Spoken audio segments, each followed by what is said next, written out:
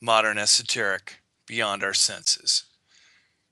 Quote, everything you do right now ripples onward and affects everyone.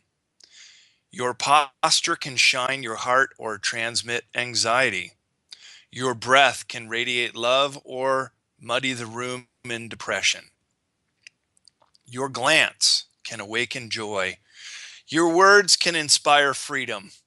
Your every act can open hearts and minds. David Deida, an American author. It was the best of times. It was the worst of times. It was the age of wisdom. It was the age of foolishness. It was the epoch of belief. It was the epoch of incredulity, wrote Charles Dickens at the beginning of A Tale of Two Cities. Interesting how history repeats this poetic description of duality, which is our experience here.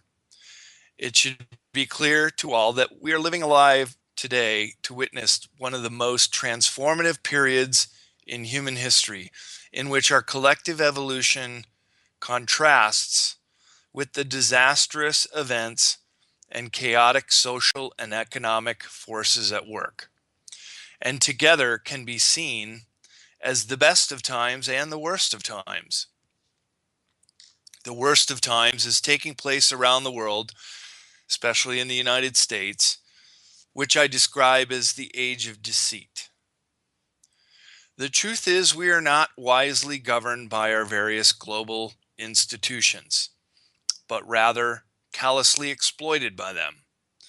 The mass deceit emanates from government, the mass media, corporations, and from individuals who have bought into their false narrative and repeat what they hear as gospel. In effect, there is a major hoodwinking of humanity, while simultaneously we are also witnessing an unraveling of many centuries of disinformation, domination, and outright lies.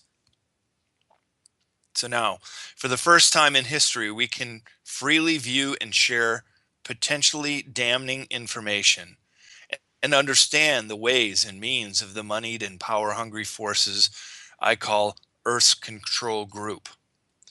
With careful research on the internet, we can finally identify the organizations and leaders of these forces who remain firmly in control and how they spread deceit. Investigators have used many names to describe this powerful elite: the Illuminati, secret societies, the Cabal, Planet's Control Group, the Deep State, or even certain Western think tanks. Few would disagree that there are power-hungry individuals in the world who have concentrated huge forces at the top of the economic pyramid. Unfortunately, they can be dangerous sociopaths, and some of these fortunes are disguised as useful think tanks and charitable foundations. When these organizations are able to join forces and act collectively, there is ample evidence that the result is a secretive moneyed elite who control the money supply, own the media, and thereby manage the key manipulative maneuvers which enable them to call the shots. A plan they openly promote, called the New World Order, describes their goal of creating a one world government. On the surface, this is a positive sounding goal, kicking a good idea such as the United Nations up a notch. Unfortunately, the one world government would not be an elected body, but simply a consolidation of already unprecedented power and greed. This would indeed be the worst of times, but we, the people, are waking up to strategies of manipulation and deceit, and we no longer give consent. We thereby release the illusionary bonds we live under, and soon could be living in the best of times. As this most unusual era of extreme duality reaches a crescendo, we are confronted with unprecedented choices. We can cling to the persistent, dismal illusion of what is commonly regarded as reality, or take individual responsibility to overcome the blocks holding the mass of society back and join in achieving a positive golden age for humanity. Esoteric wisdom traditions teach that overcoming the blocks that hold humanity back begins with choosing to no longer believe the lies of the predominant societal institutions. It can be argued that all people of the world, that is, everyone except the elite of the elites, have been lied to about most religions, current events, economics, history, and even ancient history. This includes all current and former government structures ranging from tribal chieftains, theocracies, monarchies, and the divine right of kings, and representative republics to democracy and mob rule, communism, fascism, and the regulatory and debt democracy most Western nations suffer under today. The study of any phenomenon or events that exist at the edge of consensus reality and that occupy the imaginal realms is especially subject to historical revisionism. So the truth can sometimes appear to be a moving target. The interface of myth and reality is a shifting mosaic of fact, speculation, disinformation, and fantasy. Or to use the phrase of a former CIA counterintelligence spook, James Jesus Angleton, we have entered a wilderness of mirrors. Questioning everything we have learned is the first step. The wisdom of critical thinking allows us to see through this wilderness of mirrors. A fearless, open-minded wisdom is the ability to examine every issue from every angle, no matter how threatening some of those conclusions might be. A true researcher will leave no stone unturned and attempt to learn every concept from every angle. As an example, very few people know that the original Greek translation of apocalypse can also mean a revelation of something hidden, or the lifting of the veil. However, the common perception of an apocalypse is all doom and gloom. In its proper context, apocalypse is a disclosure of something deliberately kept from the majority of humans in an era dominated by falsehood and misconception. Far from being a terrifying experience, apocalypse represents the revealing of the true nature of things. It ushers in an era of forgotten freedoms and unprecedented clarity. This lifting of the veil will set us free from the misery that has been the result of our ignorance based on deception. Wisdom is knowing the difference. The greatest wisdom is simple. Start with love, respect, tolerance, compassion, sharing, gratitude, forgiveness, and charity. These concepts are not complex or elaborate. However, consistent practice is not easy. Our motivation increases when we realize that adapting these principles is not only for our own good, but for everyone's good. The key is commitment to a daily practice, because practice yields experience, and from experience, rather than lofty concepts, we come to know the truth of great wisdom, the simple, radiant glow of knowingness. Knowing all is well, keeping a positive attitude every day, offering a smile freely and without hesitation, orientating your actions towards service to others instead of service to self. A wise person knows that real knowledge is free and available to all open-minded seekers. Some would even say it's encoded in our DNA. Great teachers have said from the beginning that all you need is within you. Open your heart and you'll find your way to the truth, available equally to all. Truth is the acquisition of wisdom and the allowing of love to blossom in every aspect of your life. Our thoughts have an electromagnetic reality, so monitor them vigilantly and manifest wisely. A series of the esoteric. Once the material in this esoteric series of books becomes openly acknowledged and applied, we will find ourselves living on this planet in an entirely different way. Imagine what the world will be like when we openly have anti-gravity, teleportation, free energy, time travel, and energetic healing technologies, plus so much more. In short, this series outlines everything we will need to start a true golden age of peace and prosperity. In addition, we now have remarkable insights into the hidden knowledge of ancient civilizations and can begin to understand that who we think we are and who we truly are seem to be polar opposites. Indeed, we seem to be living in a state of amnesia as to our true identity. But this is ending now as the floodgates of information are opened and many of us are finally beginning to get it. Conspiracy theory often becomes conspiracy fact, including the troublesome emotions which arise from the realization of that which has remained concealed for so very long. With time, we can work through feelings of victimhood, take responsibility now, and experience our newfound power. That which has been hidden, the subjects that have been shunned by mainstream thought, is called the alternative narrative in this esoteric series. It is the alternative to the lies we have been told and manipulation by fear.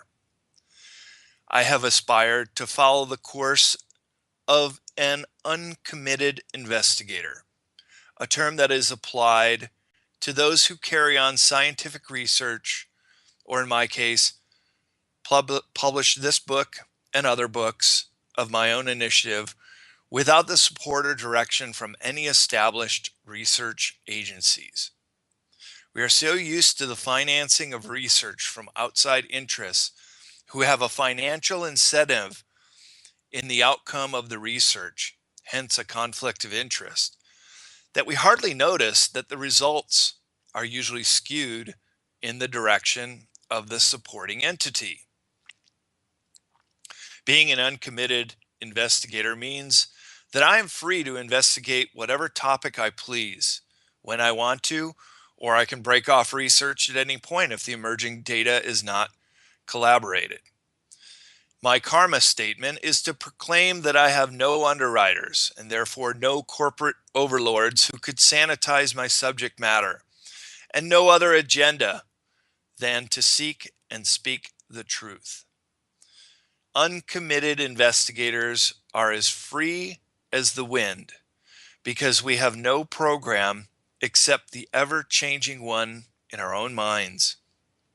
The history of science reveals that the great majority of new discoveries in the scientific field are not made by professional scientists working under the auspices of universities or research laboratories. The most revolutionary ideas are those that actually change the course of scientific progress and have come mainly from the freewheeling activities of those uncommitted, often unpopular investigators. Similarly, those fearless writers who touch upon sensitive issues are those who can potentially make the biggest contributions to humanity. The pen is mightier than the sword. As George Orwell noted, journalism is printing what somebody else does not want printed. Everything else is public relations. Open-minded theoretical physicists also ask many of the big questions touched on by the esoteric traditions, especially when their research falls short of being able to describe the nature of the universe, let alone its origin or our purpose here. However, our collective consciousness is awaking, has very little to do with physics, given its current knowledge base, but everything to do with personal growth and spiritual evolution. The basic underlying concept is that the universe is a single, vast life form that is both a unified, loving consciousness and is the underlying mechanism of everything in the universe. How this loving consciousness and the underlying mechanics of the universe sometimes is described by the governing principle called the law of one. This is the way of knowing truth experientially, of understanding life in a new way, and acquiring a knowingness of infinite mortality, and simultaneously the perception of infinite life. The objective of every individual is to embrace love and life, to know this at an interpersonal level, and to banish the darkness and fear that we have become accustomed to for so long on this planet. Authors such as Abraham Hicks, Seth, Madame Blavatsky, and Edgar Cayce, plus the law of one, certain Eastern philosophies such as Buddhism, the ancient Hindu Veda Anta, the works of Bashar, and the modern metaphysical thought system, A Course in Miracles, are among the best sources of esoteric personal growth material available. While they say many of the same things, some make a clear distinction between what is real and what we have made up in the dreamlike world of perception, where we live our daily lives. In these teachings, the purpose is to awaken from the dream state into our true nature as spiritual beings who have never been separate from the source. To date, the best that scientists and cosmologists can suggest is that we probably live in a multiverse, that is, infinite parallel realities that reflect back our dominant vibrations, especially what we believe and how we feel. This then determines what slice of reality we will ultimately be in sync with on an interpersonal level. That is simply where our focus is and how we're feeling.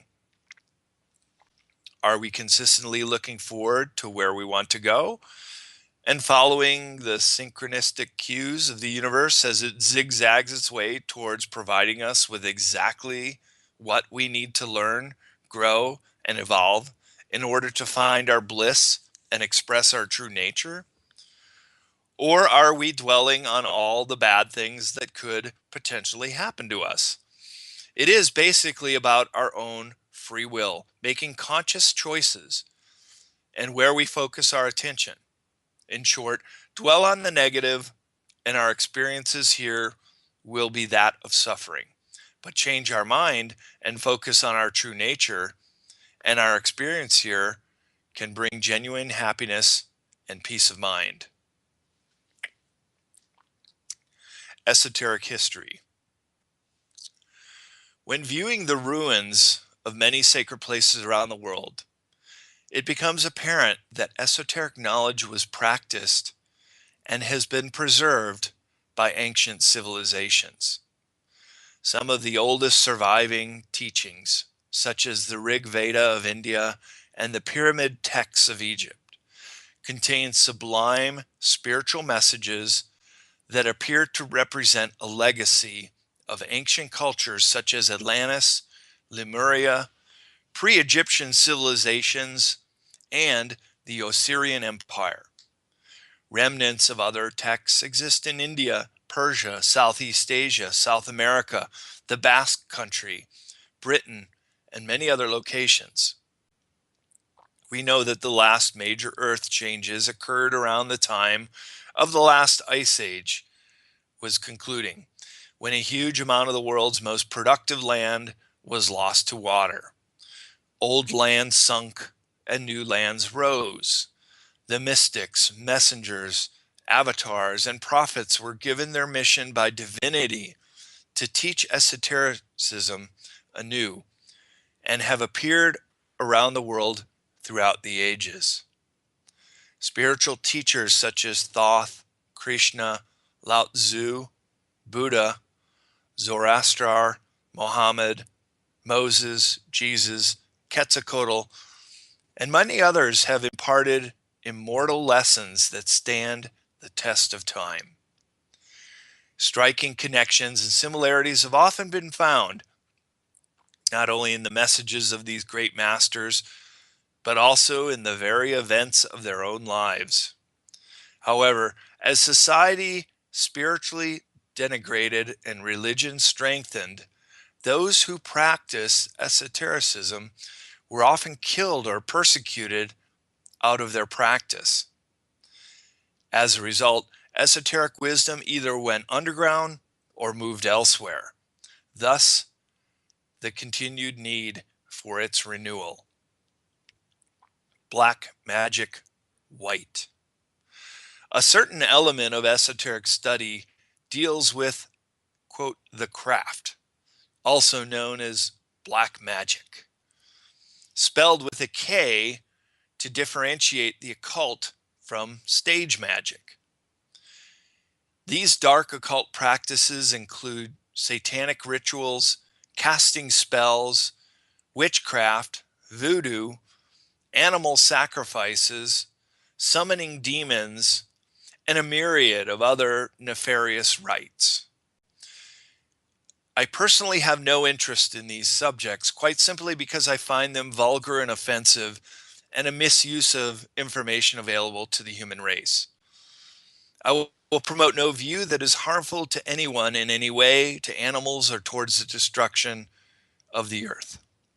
That does not mean I will shy away if these topics need to be discussed for content. For example, black magic supposedly works better when practitioners, quote, hide it out in plain sight. And this is one of the secrets to the harvesting of fear energy. They believe that they have to reveal their operations to produce the best results. However, if we're going to survive and as an advanced civilization, the dark practices have no place in a future utopian age. In the coming golden age, there will be a universal orientation towards service to others, rather than a selfish service to self.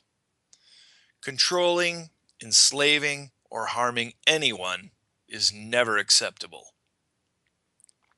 Some might feel it necessary to study both the light and the dark for a more complete spiritual education. The study of the darkness and throwing light upon it is what changes its composition. It also changes the light of those who make the inquiry. When there is sufficient education and experience, each of us can act from wisdom rather than a knee-jerk judgment and emotionally based fear. For unless we are aware of the extent and details of how a controlling group has manipulated the people of the world, how can we truly forgive them from a deep level and offer them grace? When the critical window period of transformation becomes imminent, as it is now, we need to act from the highest frequency we can attain. Most readers of these books will already know that we have been preparing for this moment, each in our own way, for quite some time. It may seem counterintuitive, but we really must love our perceived enemies. Fundamental lasting change takes place first in our minds, then it is shared, since all minds are joined, and finally it manifests in our shared experience. For a long time, simply because I thought it was all make-believe, I disregarded the subject of black magic.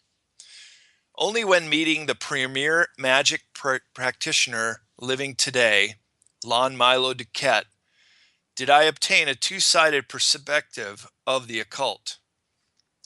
I had a chance to raise some questions, discuss my doubts, and was eventually given the opportunity to publish one of his books.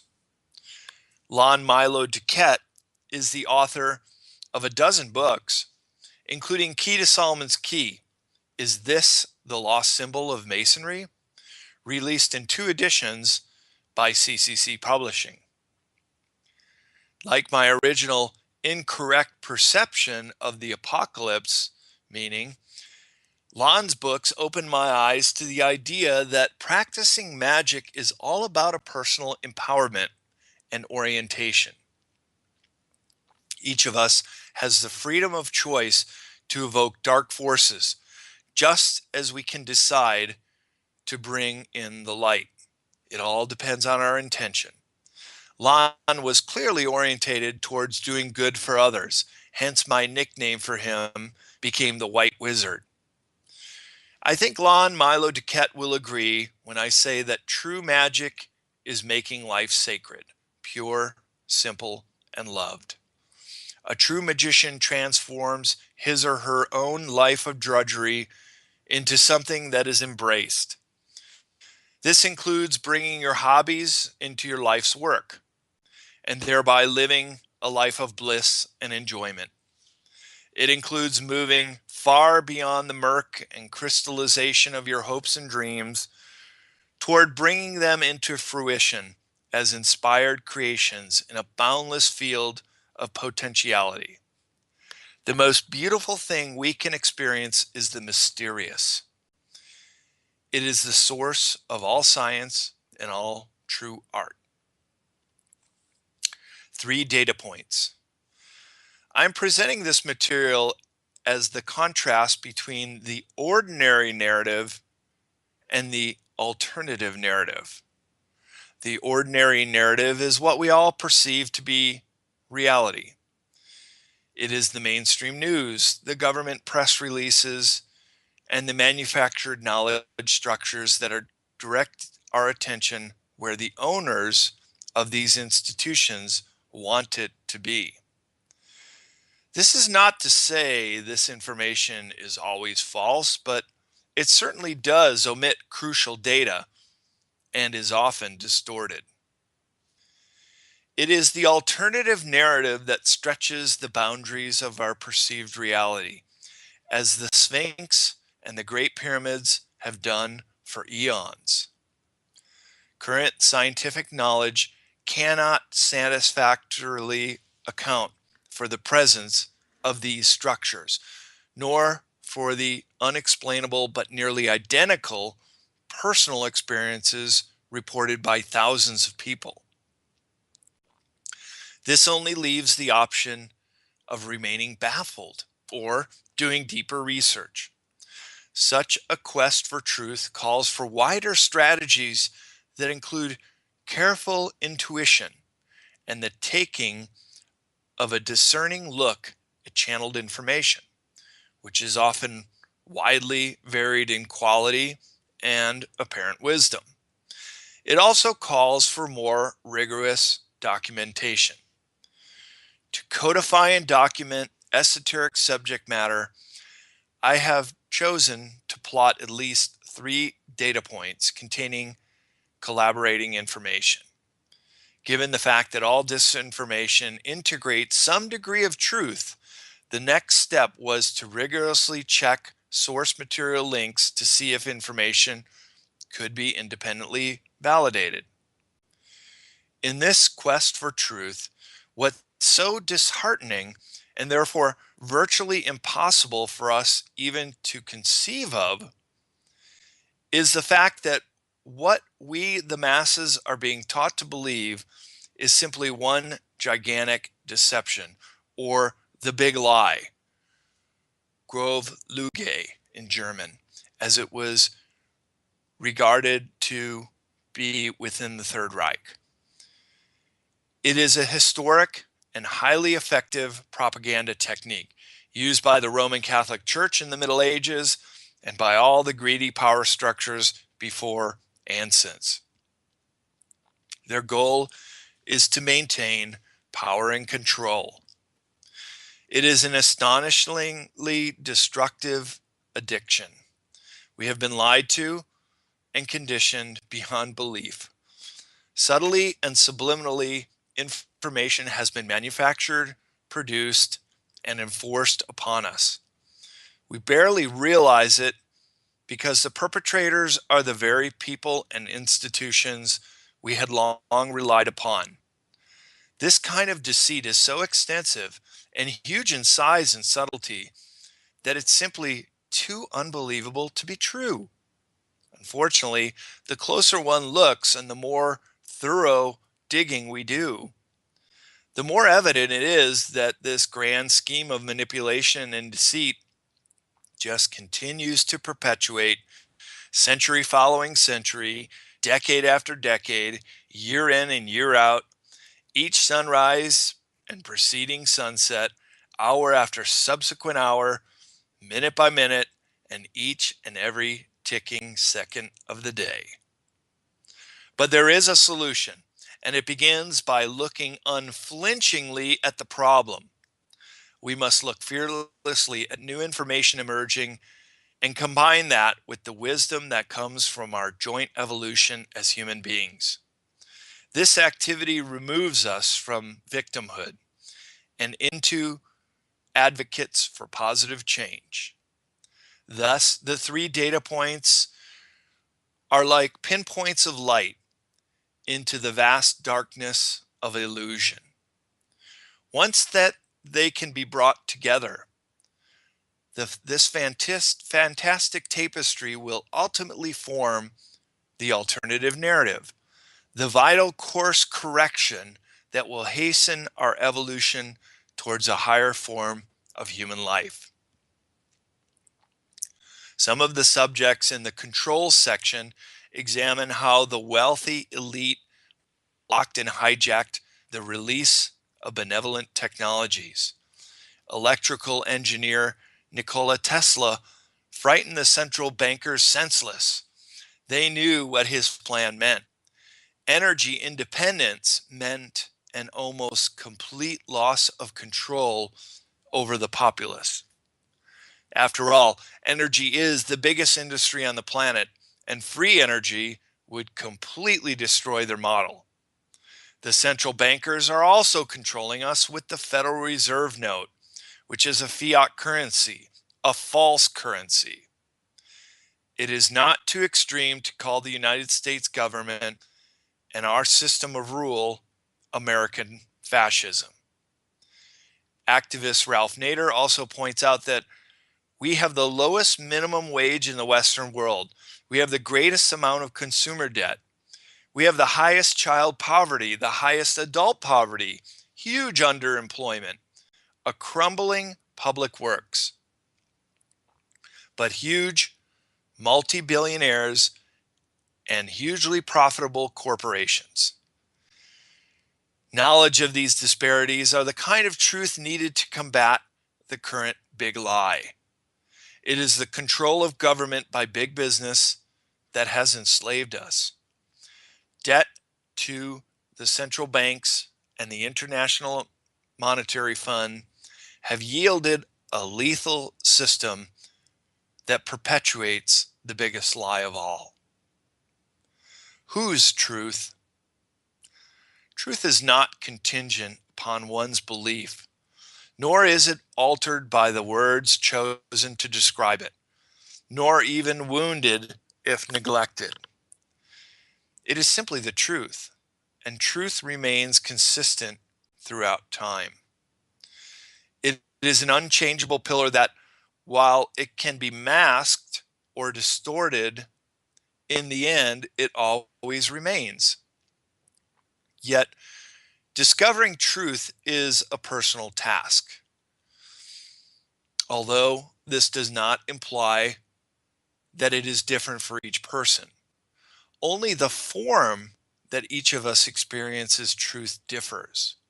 The content is the same for everyone. In order to have your head in the sand, you also have to be on your knees. It's up to us whether or not we choose to be subservient or free, as will be discussed in the Thrive section. Three things cannot be long hidden, said the Buddha: the sun, the moon, and the truth. Remember that all truth passes through three stages. First, it is ridiculed. Second, it is violently opposed. Third, it is accepted as being self-evident. Human nature is such that we are often afraid to hear the truth because we don't want to have our illusions destroyed. Many are deeply attached to their illusions, falsely assuming that safety lies therein.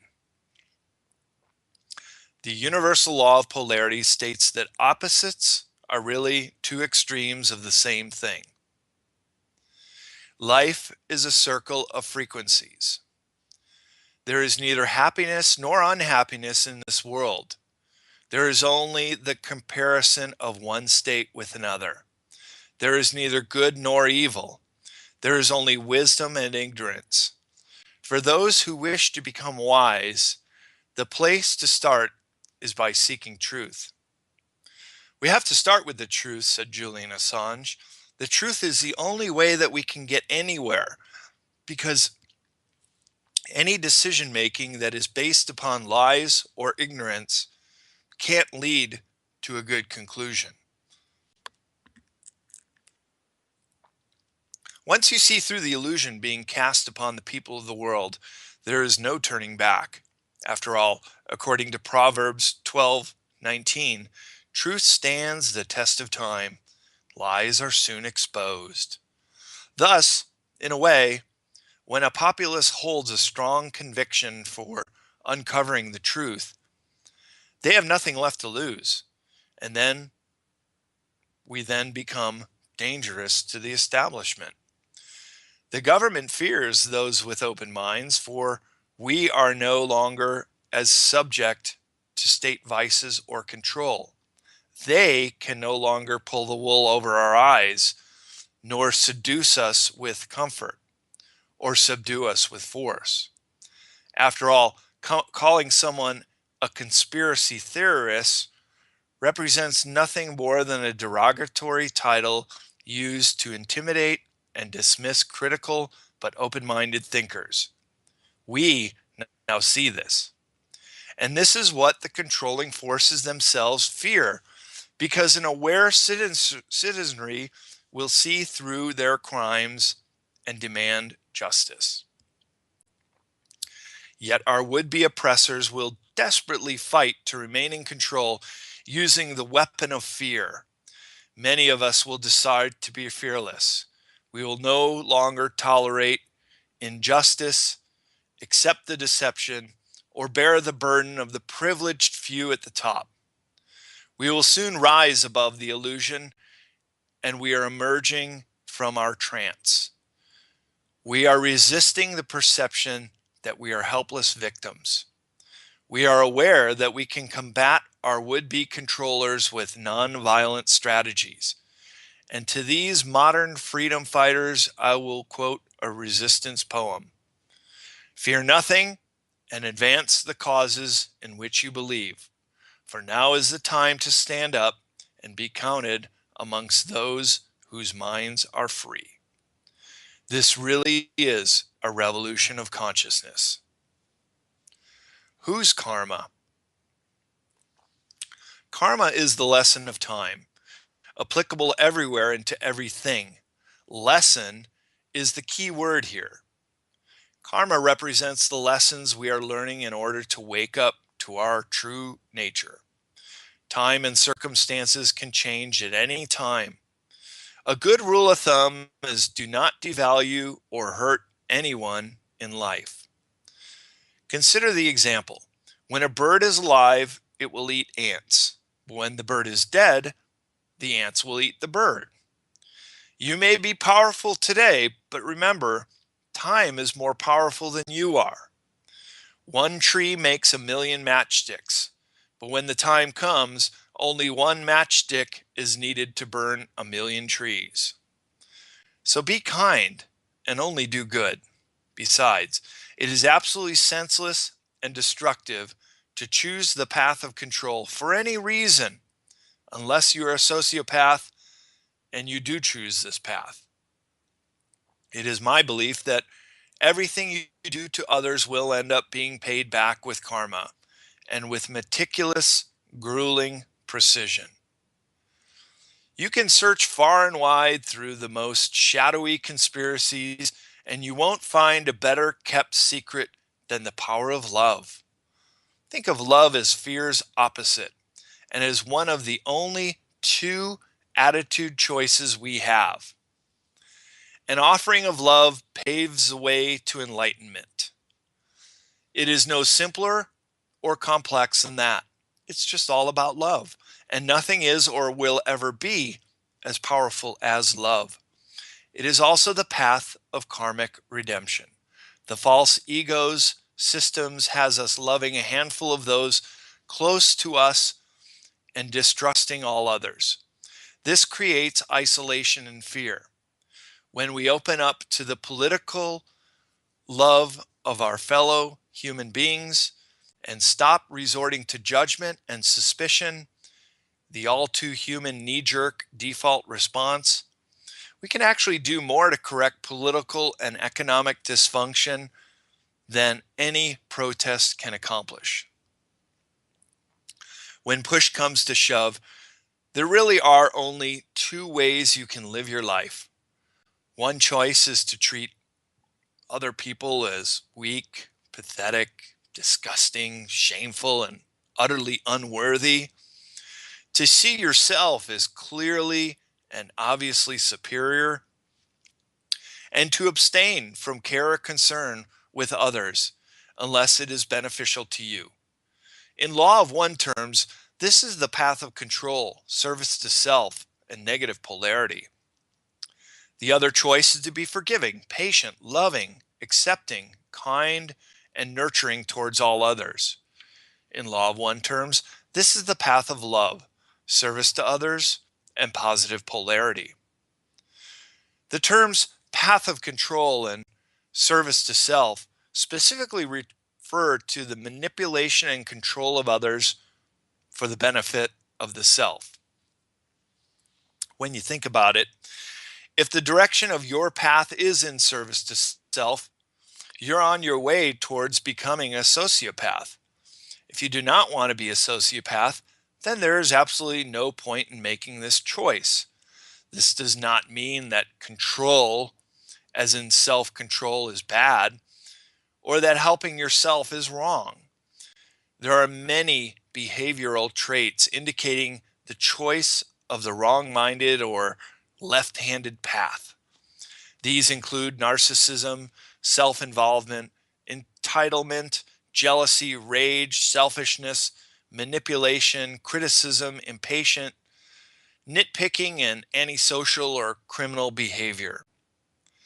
The wheel of karma is what everyone continues to run through until they no longer choose the path of control, even slightly.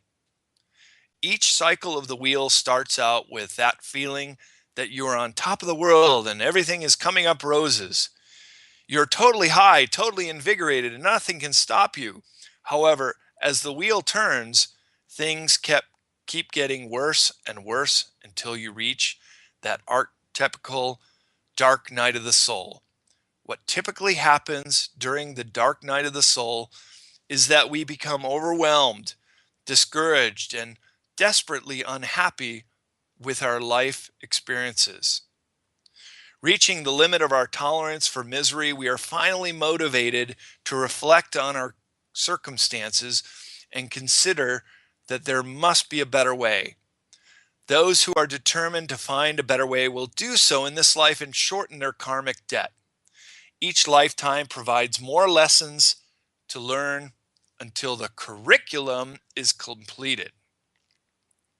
If we simply hope for the best and resist the dark night, resist questioning, we will eventually hit rock bottom and suffer profoundly. We may think this is the end of the wheel, but it is not. We pick ourselves up, dust ourselves off, and start all over again. The wheel keeps turning in perpetuity until we fully master the lessons of forgiveness and resonance of love. Then, and only then, can it actually stay at the top without having to turn any further. We get off the wheel and not have to turn or cycle any further. Perhaps the most significant Law of One passage is this: in forgiveness lies the stoppage of the wheel of karma. This kind of profound forgiveness can be defined as withdrawing our belief in any kind of separation from others or our source, thus affirming our essence as part of one. So forgiving others is forgiving yourself. Once we give that magic gift of forgiveness and let go of the need and desire to try to control other people's free will, then we can see ourselves and others as being of indefinite worth. And that puts us in a position where we are no longer bound to the wheel of karma. What a wild ride. Consciousness doesn't grow from being told facts. It grows from the search from them and then applying what we discover. It is our experience of truth that is persuasive. And I believe that that is what the people of this world really need: a chance to grow up on their own in a free society. Hopefully, you can use this information to help inform the people close to you about this opportunity. The once proud and independent people of the United States have, in a large part, been reduced to servants of the state. As Aldous Huxley famously noted, people can actually be made to love their servitude. In a day that is rapidly approaching, the American people are going to have to ask, what's our breaking point? When are each of us going to stop making excuses for ourselves?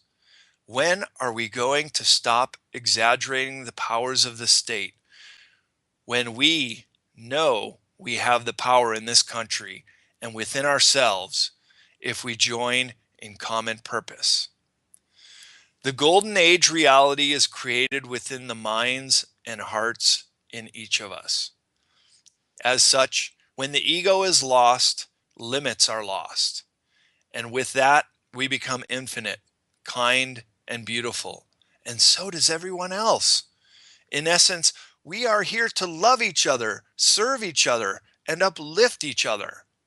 Whatever you do or wherever you go, approach life in this spirit of honoring and holding sacred. Then the gifts you receive will far outweigh those of the taker. In the endeavor of life, uncovering hidden truths and pursuing happiness, go boldly forward without fear. After all, we have the Orenda within us, that mystical force present in all people and that empowers us to affect change in our own lives and as a result, affect the world. I wish for you a fruitful spiritual adventure. Yours in continual transformation, Brad Olson, San Francisco, California, August 2nd, 2017. And that's the author's karma statement. Modern esoteric introduction. When people are ready to, they change. They never do it before then, and sometimes they die before they get around to it. You can't make them change if they don't want to. Just like when they do want to, you can't stop them. Andy Warhol, American artist. In this introduction to esoteric subjects, and by extension the whole esoteric series of books, it is first necessary to define our terms. A simple or literal definition of esoteric is arcane or obscure knowledge or information known only by a select few. In this series, Esoteric also means hidden or forbidden subjects, especially information derided by science and seen as threatening to the prevailing cultural paradigm and thus labeled fictional, fantastical, or weird. Those who undertake the examination of esoteric subjects are already, by definition, a select few. Those who understand the world strictly by the ordinary narrative taught to us in school and regurgitated by the mass media are, by definition, the exoteric and would find these subjects unbelievable or without warrant for further study. This book is offered to those who understand that we have been selectively denied vitally important information about our origins, our history, and the corruption underlying our major institutions. It is offered to those who seek to expand their horizons. It would seem the subjects we are taught in school are merely bits of truth, and when intertwined with other factoids, almost always lead to dead ends. It is as though human knowledge has been intentionally guided into these dead ends where strong walls are erected to keep people from thinking outside the box. True research, having been taken over by corporations, has become a tool for profit, not a tool for universal understanding. It is only the few uncommitted investigators, not beholden to outside interests, working in back rooms, basements, and garages, who have obtained new knowledge and have tried to make it public, usually to be bought out by corporations, silenced under national security, or ridiculed into obscurity. There are firewalls set up to block damning information about secret manipulation techniques and to keep it hidden from the exoteric mind of the general population, such as the availability of certain advanced technologies now controlled by the powerful elite. After all, the globalist plans suffer the potential of defeat through exposure. In order to effectively resist the globalist designs, we must first inform ourselves of their schemes to thwart sovereignty and liberty. Next, those who feel compelled must educate friends, family, and neighbors about these subversive designs for control and solicit their aid in preserving the U.S. Constitution. Always remember, knowledge is power. The real world today bears little to no resemblance to the world we've been told about through the manipulative mainstream media and conventional education. Most of us inhabit a world of simply working, eating, breathing, and going through the motions of modern life as if sleepwalking. We interact with a consensus reality illusion that in fact has never really existed in the first place. We are all caught up in a collective trance. To gain a comprehensive perspective, we'll need to question everything we know and start at the very beginning. For example, where is the universe even located? Start by questioning everything that is currently being promoted in the regular narrative. The pages of this book that you're reading is merely a perception. Language as a custom say that it all exists outside in the external world. Yet we can argue that nothing can be perceived that is not already interacting with our consciousness. Since perceived images are observed as real and not imaginary, it must be physically happening in some location. Human physiology texts answer this without ambiguity. Although the eye and retina together photons that deliver their payloads of bits of the electromagnetic force. These are channeled through heavy-duty cables straight back in the brain until the actual perception of images occurs. The images physically occur in the back of the brain, augmented by other nearby locations, such as the pineal gland, in special sections that are as vast as and labyrinth as the matrix of stars in the Milky Way galaxy. This area of the brain, according to esoteric texts, is where colors, shapes, and movements happen. This is where they are perceived and cognized, but they are just images. If you try to consciously access the luminous, energy-filled, and visual part of the brain, it's easy. You are already effortlessly perceiving it with every glance you take. Alternative narrative. The possibility exists that everything in this book was created in the imaginative minds of people, the zeitgeist of our age, which will be remembered in a future era as the product of the richest source of folklore since the ancient Greeks. Some of these subjects could have been created as gray disinformation, calculated to confuse and diffuse the issues of elitist power, mind control, genocide, eugenics, and the secret space programs by revealing discrete pieces, yet concealing universal truths. Disinformation is a deliberately false report from advocates of one side of an issue in order to confuse or weakness the other side's arguments. The technique of DDT, or decoy, distract, and trash, works well in casting doubt. The many thousands of paid DDT bloggers who work on political campaigns are usually hired to confuse and discredit those who seek to uncover the truth.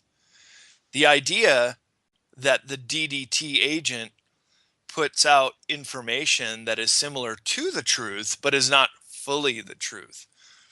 This information is a decoy that will distract people from the real information. The trash segment is the decoy information being attacked. The purpose is to discredit these topics and shun debate, dividing intellectuals into conclaves of true believers in the normal narrative who can be counted on to heavily merchandise the information, thus continuing the work of the disinformers. It wouldn't be the first time, either overtly or covertly, that the controllers of government have employed disinformation vectors to confuse, pacify, or steamroll the populace into the direction of their choosing.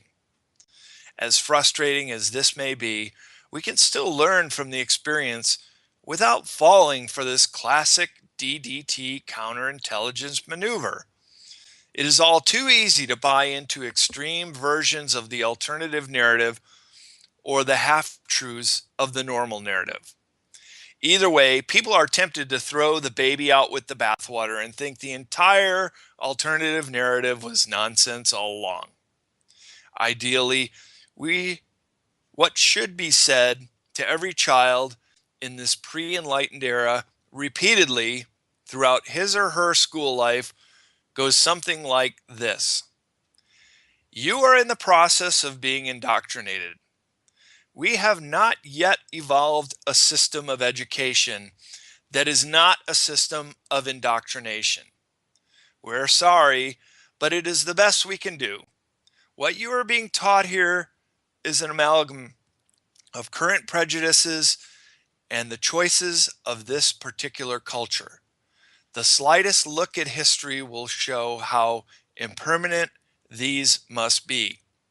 You're being taught by people who have been able to accommodate themselves to a regime of thought laid down by their predecessors. It is a self-perpetuating system. Those of you who are more robust and individual than others will be encouraged to leave and find ways of educating yourself, educating your own opinions. Those that stay must remember always and all the time that they are being molded and patterned to fit the narrow and particular needs of this particular society. Imagine calling us fools because we don't believe in a 3,000-year-old story involving a talking snake and incest, yet we are laughed at for thinking about life being imported here from other planets.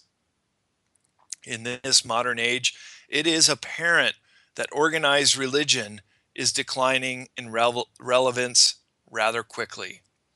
Fortunately, however, those in a quest for truth will never diminish.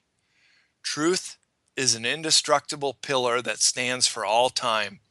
Plus, who says science cannot be part of God in whatever manifestation that creator might be?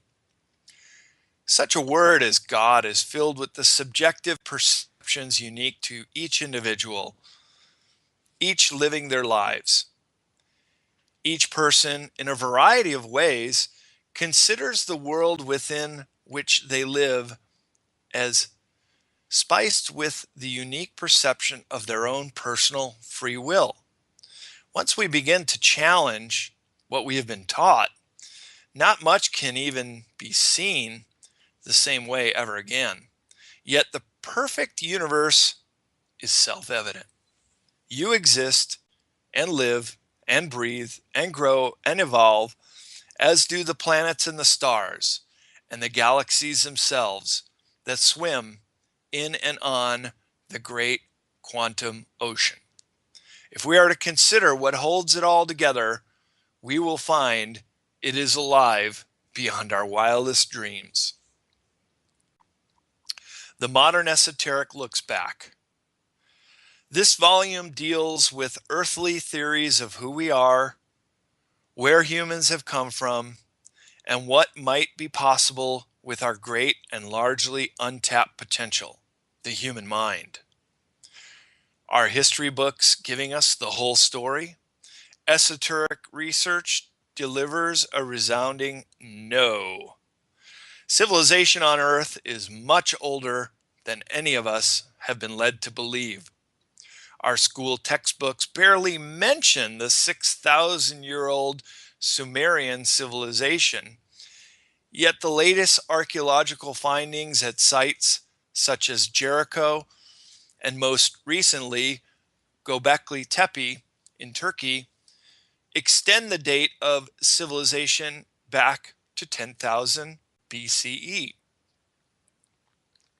But what if civilization goes back another 10,000 years, or 100,000 years, or even in the millions of years? Sacred literature and ancient texts describe lost civilization from a very distant past, such as the lands of Lemuria and Atlantis, which were destroyed by cataclysms many eons ago. Even in the recognized view of history, there is a whole hidden group of advanced civilizations exemplified by such as the mysterious archaeological assemblages of Göbekli Tepe, which was built some 11,600 years ago, right at the end of the Pleistocene epoch, the geological era which lasted from about 2,588,000 to 11,700 years ago. Recent discoveries in South Africa push the date of archaeological development even farther back than Göbekli Tepe, deep into the Pleistocene. Only recently discovered and discussed are the Bosnian pyramids and the civilization of Old Europe. Then there are the fabled lost golden cities of South America and the Amazon, which are gradually being rediscovered. There are also fascinating examples of lost technology, such as the Antikythera device and other inexplicable high-tech artifacts. The government has known about these anomalies for decades, perhaps for centuries or longer, and tightly controls secret knowledge of the past, such as the evidence for ancient aliens, as well as giants who once walked the earth. Let's not forget that Atlantis was an advanced civilization from which many of these mysteries may hearken. Later societies emerging as stable civilizations developed around these older ones and became the Egyptians, Indus civilization, Maya, and Inca, among others. The farther back in time you go into their civilizations, the more advanced their knowledge appears to be. There is evidence that the Atlantis survivors created the magnificent esoteric civilizations that eventually arose throughout the world. The knowledge they possess can be seen in the symbols, temples, pyramids, astronomical alignments, and sacred geometry they used in numerous sacred sites. It was a time in human history in which esotericism was central to human life and society, in which case it was not esoteric at all, but exoteric and available to all. Some of the oldest surviving teachings, such as the Rig Veda of India and the pyramid texts of Egypt, contain subliminal spiritual messages which appear to be the legacy of these ancient cultures. At some point, esotericism went underground, where it remained through the long, dark march of recorded history, until this modern day. These subjects and many others will be the focus of the lifology section, which will begin this book. Why are people either offended or feel defensive when aliens are mentioned? Some love being an all-powerful human with a big ego to defend, so they deny any ET interaction with us meek earthlings, either now or ever. Humorous fictional accounts are tolerated, such as the Planet of the Apes scenario, where us little monkey men are still propelling Roman candle-fired rockets into near-Earth orbit, and that's the best we can do. Actually, the potential for ETs interacting with Earth, both past and present, is more likely than any other explanation. When looking deep at all the evidence, the ancient alien theory reigns supreme over any other theory out there and fills many gaping holes too. All the evidence is pointing to the existence of unknown beings from other dimensions. Most of the ET UFO material is covered in Future Esoteric, The Unseen Realms, which is a companion to this book. It takes the perspective of looking forward and examines in depth the esoteric study of UFOs and extraterrestrials, among many other topics. However, because the ancient alien theory is part of the alternative narrative of who we are as humans, it is contained in the Blood of the Gods chapter of this book. In brief, there have been various UFO incidents throughout history, including the UFO crash reported in Aurora, Texas in 1897. As scientists examined the wreckage, they discovered a type of aluminum that was not composed of the same material as what we regard here as aluminum. It was the beginning of the American discovery and fascination with the idea that we have visitors in our airspace who utilize extremely advanced technology. The other book gets into the dynamics of UFOs, which fly in energy fields that nullify gravity and time. This explains why these vehicles suddenly stop without landing and why people experience missing time during a sighting or abduction. For an expanded picture of the UFO alien topic projecting into the future, the reader will find a great deal of detailed information in the companion book. As we will see in this text, Recent archaeological discoveries not only support the notion that human civilization originated from ETs, but that advanced civilizations have made Earth their home long before the dates recorded in our history books. It is evident that mainstream science and institutions have worked to hide our true implied heritage. Furthermore, it is possible to connect ancient aliens to the current wealthy elite. One idea is that ETs were on our planet thousands of years ago, tinkering with humankind's genetics, and remain connected to the wealthy elite, a group of about a dozen bloodline families that try to run the world. In this view, the elite know of the ancient astronaut saga and believe they are possibly descended from them. But of course, they don't want humanity to know this and many other secrets that could divulge their identity. This and many other ideas here will stretch credulity, but once again, readers are encouraged to examine the evidence and come to their own conclusions. Breaking from the illusion. As with history, along with the nature of reality, things are not always as they seem. All we see, all we know, all we've been taught, even who we think we are as human beings, is an illusion. If you can comprehend that humanity is in a mass hypnotic trance and that the whole 3D experience is an illusion, you are beginning to emerge from that trance. An occult concept suggests that humanity's trance is perpetuated by an egregore, described in old documents as a thought form or a collective group mind projecting a hypnotic force. If you can even begin to entertain such an idea, your trance is breaking. You are becoming free of the Luciferian mindset. This kind of awareness opens one to the alternative narrative regarding who we are, who controls us, and what is our true purpose here on earth.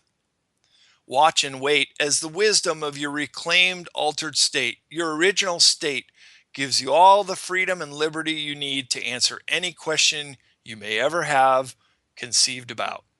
Questions about why we're here and what life is all about. Just ask yourself a question and listen to your own mind for the answer. It's all so very simple. We've been constrained and made to believe that this lunacy, which constitutes the world and universal experience, is who and what we really are. Nothing could be further from the truth. The grand illusion is the big lie, repeated enough times so that it is taken as true. Knowing this, the point on which to stay focused is that we're dealing with an image, a thought form, not 3D puppets, resistors, other people, or any power that has any substance. Our experience in the world is a powerful illusion that traps nearly everyone, but it's still only a thought form, a kind of mental image, and we can change our minds. If we focus on targeting the Pope, the royal family, the Bush family, the Rothschilds, the Rockefellers, or anyone else with daunting power, then we're only going after the captains who are giving orders to the privates. When the likes of Alex Jones, David Icke, Macau, the articles on Red Ice or Rents go after the captains in this war, then the war continues and escalates. The Luciferian egregore master who wants his captains to be attacked, as this strengthens and multiplies the focus on the misguided third-dimensional thinking process and experience. This attack on the subordinate captains in charge of the privates below them literally creates more enemies to attack. This attack creates more resistance, more emotional connection, and more focus on the thought form, which keeps us perpetually trapped. It creates more fear and anger, which blocks wisdom and understanding. The awareness that we are caught in a thought form, a similar idea to a trance, means that we can change our thoughts. We can literally change our minds. To do this, we need help. Ultimately, this is possible by following a spiritual disciple, which enables us to access our essence and hear our wise inner guide. Telling the truth is a revolutionary act. As we enter a new era where the veils are thinning between worlds, consider how many lies all of us experience on a daily basis. Then consider whether you would have the courage to come forward into the public domain to tell the truth about what became, especially if you have taken a security oath. Also consider how you would become an outcast among those who supposedly are your friends and loved ones. Consider how once you take the red pill, you can never go back. Ultimately, truth is something each person must discover, one step at a time, using his or her own heart and mind to discern.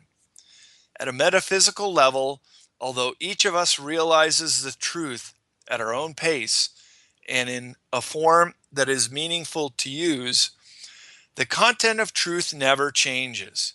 However, here on the level of form and in these times of mass deception, seeking and finding the truth is a highly individualized process, and breakthrough and can come in many forms.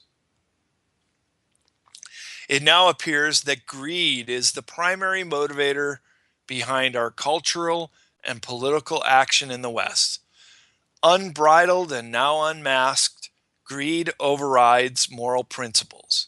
It is the only thing that seems to count. Everyone has a price. That is why science doesn't work unequivocally as it should, and why it is being short-circuited in the West. This is why real debate and discussion do not arise, why politics is theater, and why public confidence in Western institutions are rapidly declining. But the real lesson to take away from this is that oligarchs in charge of it are, in the final analysis, just insanely stupid, or perhaps just insane and stupid. They're also getting sloppy in their unrelenting pursuit of money and power. Their false flag attacks don't work on us anymore, mainly because people are waking up to the very distasteful conclusion that we've been unquestionably hoodwinked.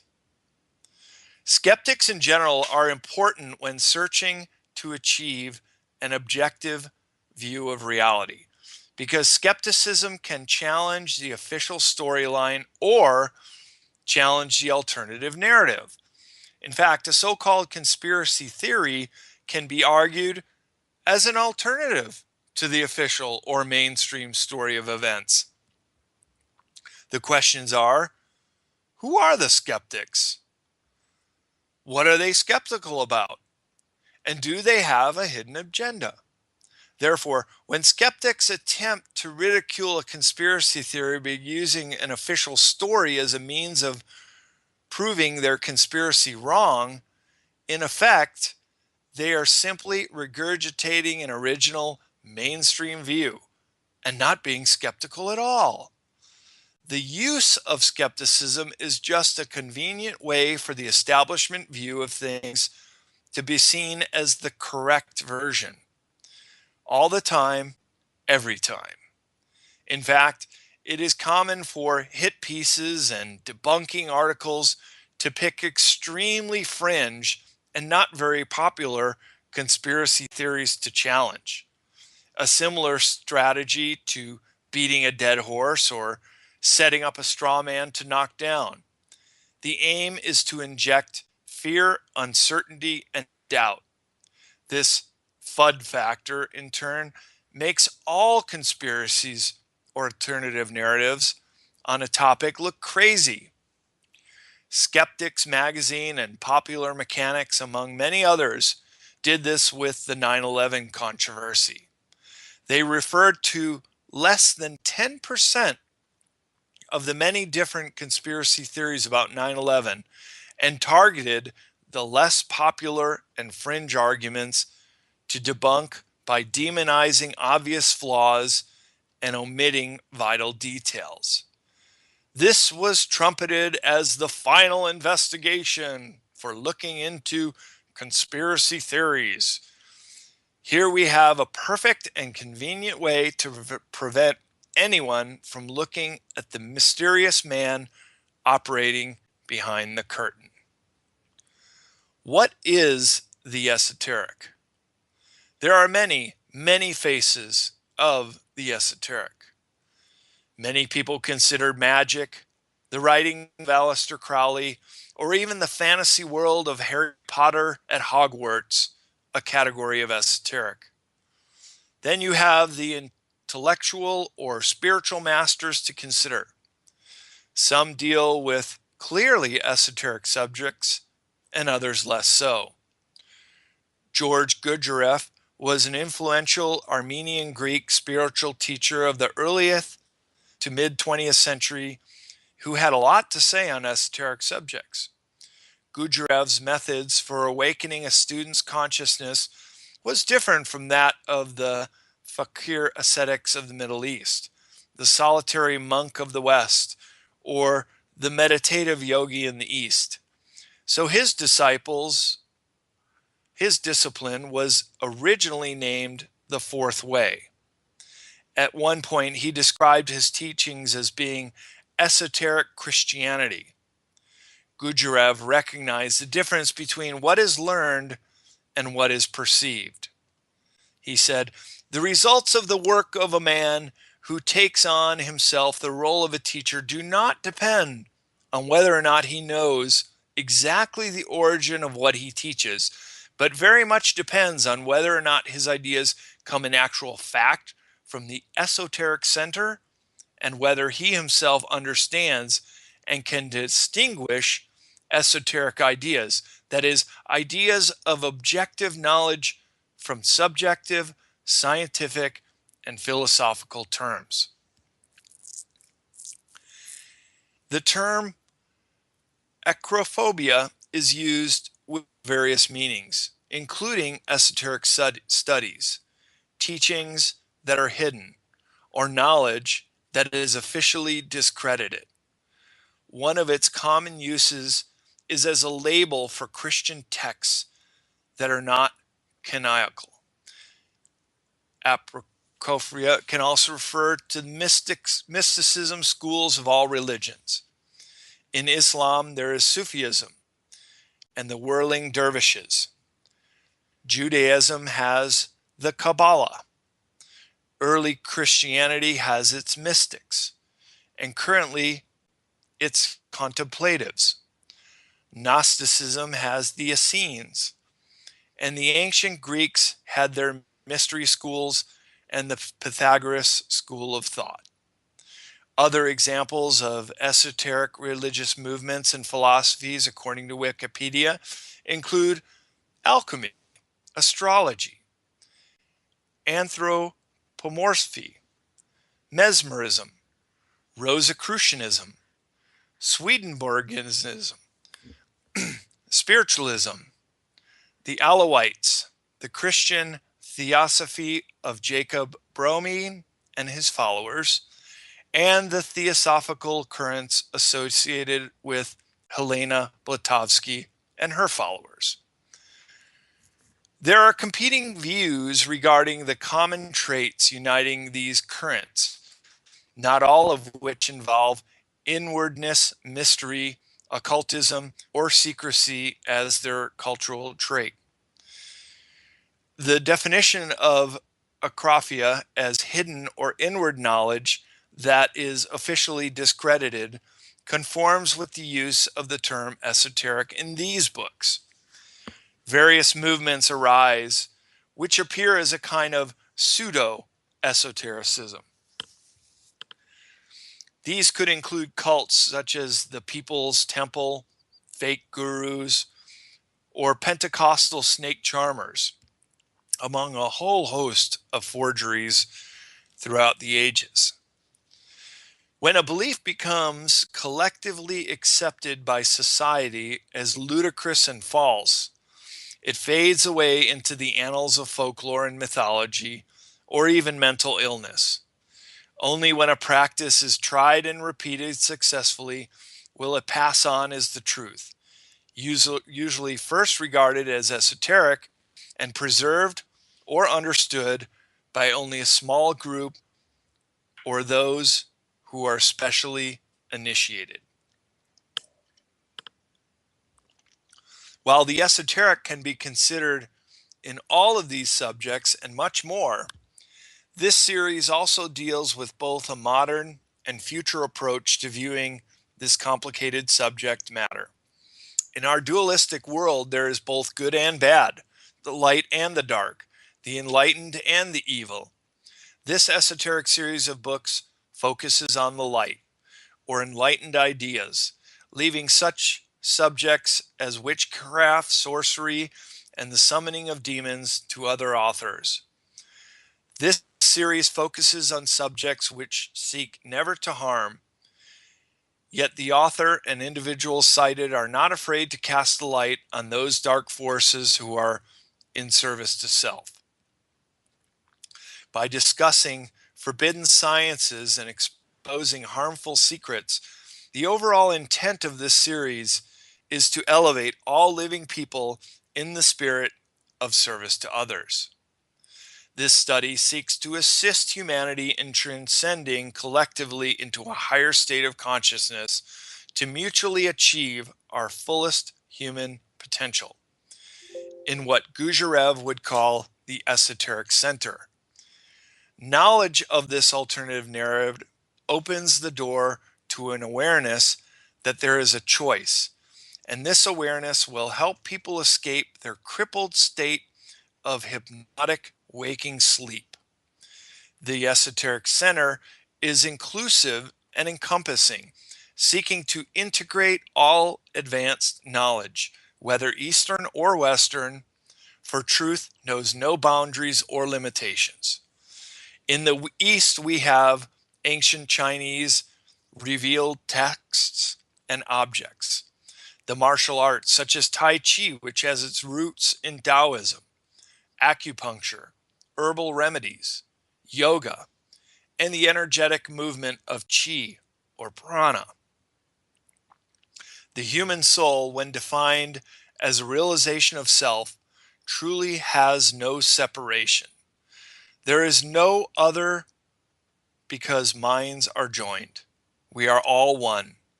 The esoteric series of books takes you up and then back down to earth again. Nothing in our everyday experience gives us any reason to suppose that matter is not material. It is not apparent to our five senses that matter is made up of weird forms of energy, similar to the human spirit, defying all of our normal notions of time, space, and causality. Yet, when matter is subjected to certain drastic treatments, such as CERN's Hadron Collider near Geneva, Switzerland, then it is quite clear that matter is not what it seems. Matter is not material at all, but a form of energy, just like everything else pulsating throughout the universe. Indeed, the discovery of electromagnetic radiation reveals that our senses pick up only a small fraction of what surrounds us at all times. The vast majority of reality is quite literally occult, or truth that is completely hidden from us. Solipsism. The philosophical concept of solipsism asserts that the only certainty is that one's own mind is sure to exist. It is the assumption that everyone else is like you, or that your perceived world is the same world for everyone else. By its own postulate, Solipsism is both irrefutable and yet indefensible in the same manner. Solipsism is a preoccupation with oneself, focusing strictly on the me to a dysfunctional degree. It is neglecting to consider the viewpoint of others. While this is clearly an overgeneralization, author Christopher Hitchens calls religious people solipsists simply since they think the universe was made exclusively for them. The extreme form of solipsism denies the possibility of any knowledge other than of one's own existence. Solipsism is a radical preoccupation with the indulgence of one's feelings, desires, and egotistic self-absorption. It is a preoccupation with oneself or one's own affairs. In short, it's all about me. Solipsism is a basic and ignorant projection that one's person's version of reality is everyone's reality because that person is unable to grasp other realities. It is displayed in faulty advice giving and a lack of empathy. Solipsism is a disconnect or detachment from true reality, rendering the person clueless about the real world, yet giving them the false notion that they are aware of the world around them. To fully grasp the concepts of this book, that is, to think outside the box, it is essential for the reader to understand solipsism. In effect, is perception with blinders on. Removing such blinders is the goal of this series. For only by looking beyond our own perceptions can we really begin to understand the alternative narrative of this esoteric series of books. Consciousness, the organ of perception, is a central mystery of the human mind, and the current science of both minds and consciousness is wholly inadequate. Yet aware scientists are making inroads into the scientific study of esoteric subjects. One such group is the Institute of Noetic Sciences, IONS, founded in 1973 by Apollo 14 astronaut Edgar Mitchell. They have generated fascinating data about consciousness and its relationship to the highest reaches of the mind, the mystical, mysterious, paranormal, spiritual, and esoteric. Yet, despite these significant inroads into documenting hidden worlds and astounding extrasensory abilities, more such data is needed, and more is being generated all around the world. What exactly is the human mind capable of, and how can we tap into our full potential? It appears globally that there has to be a revolution, but it has to be a nonviolent revolution, one that looks inward into the minds of consciousness. Careful research, such as that done by courageous scientists at IONS and other such organizations, is hastening that inward nonviolent revolution. System 1 and System 2. There are helpful ways to think about the task of hastening an inward nonviolent revolution. How might we regard the population at large in order to know what the educational task is and how best to proceed? Systems thinking is one tool. For example, consider System 1 and System 2 types of individuals. System 1 people have little ability to think critically or little desire to do any of their own independent research.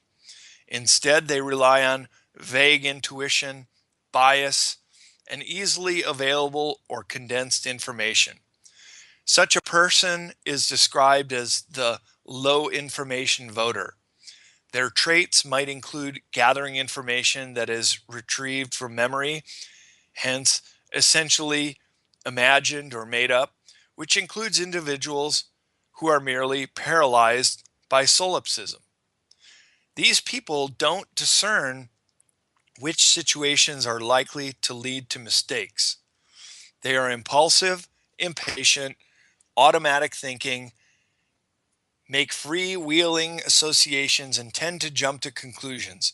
And falling back on fantasies or stories, humans in general are all too quickly seduced by stories and become easily swayed.